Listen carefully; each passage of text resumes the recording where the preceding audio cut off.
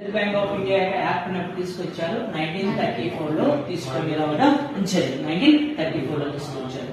సరే, దీన్ని ఏమని పిలుస్తాం? భారతదేశంలో సెంట్రల్ బ్యాంక్ అని పిలుస్తాం. Central bank. మళ్ళీ వరల్డ్ లో ఫస్ట్ సెంట్రల్ బ్యాంక్ అని దీన్ని పిలుస్తారు. అంటే first central bank in worldwide ఏం పిలుస్తామంటే Riksbank of Sweden. Riksbank of Sweden, లేదా దీన్ని ఏమని పిలుస్తున్నాం? మరొక పేరు పిలిస్తే ఇక్కడ స్వీడన్ సెంట్రల్ బ్యాంక్ అని కూడా పిలుస్తాం, లేదా దీనికి మరొక బ్యాంక్ ఆఫ్ స్వీడన్ అని కూడా సంబోధిస్తాం. మళ్ళీ రిక్స్ బ్యాంక్ ఆఫ్ స్వీడన్ ఏ ఇయర్ ఎస్టాబ్లిష్మెంట్ చేశారు సార్? 1658 లో ఏర్పాటు చేయడం.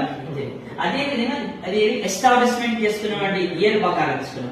అలా కాకుండా ఫంక్షన్స్ పే చేసుకుని అంటే విధుల ఆధారంగా ప్రపంచంలో ఫస్ట్ సెంట్రల్ బ్యాంక్ అని నిర్మిస్తాం. అంటే ఫంక్షన్స్ పే చేసుకుంటే first central bank in worldwide అని అంటే bank of England. Bank of England. Bank of England ఏ ఇయర్ ఎస్టాబ్లిష్మెంట్ చేశారు సార్? 1694 లో ఎస్టాబ్లిష్మెంట్ చేయడం.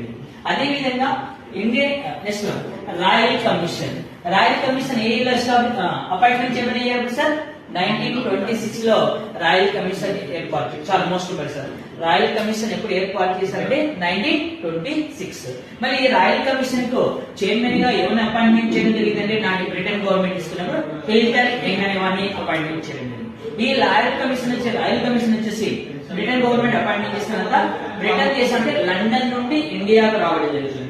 ఇండియాకు వచ్చి ఏ ప్రాంతాన్ని సందర్శించడం జరుగుతుందంటే మన ఫాదర్, ఇండియన్ కాన్స్టిట్యూషన్ ఫాదర్ అయినటువంటి డాక్టర్ బిఆర్ అంబేద్కర్ బరోడా ఆస్థానంలో జాబ్ చేస్తున్నా అతని దగ్గరికి వచ్చేసి ఈ కమిషన్ మొత్తం కూడా సెంట్రల్ బ్యాంక్ సంబంధించిన ఇన్ఫర్మేషన్ సేకరించుకోవడం జరుగుతుంది.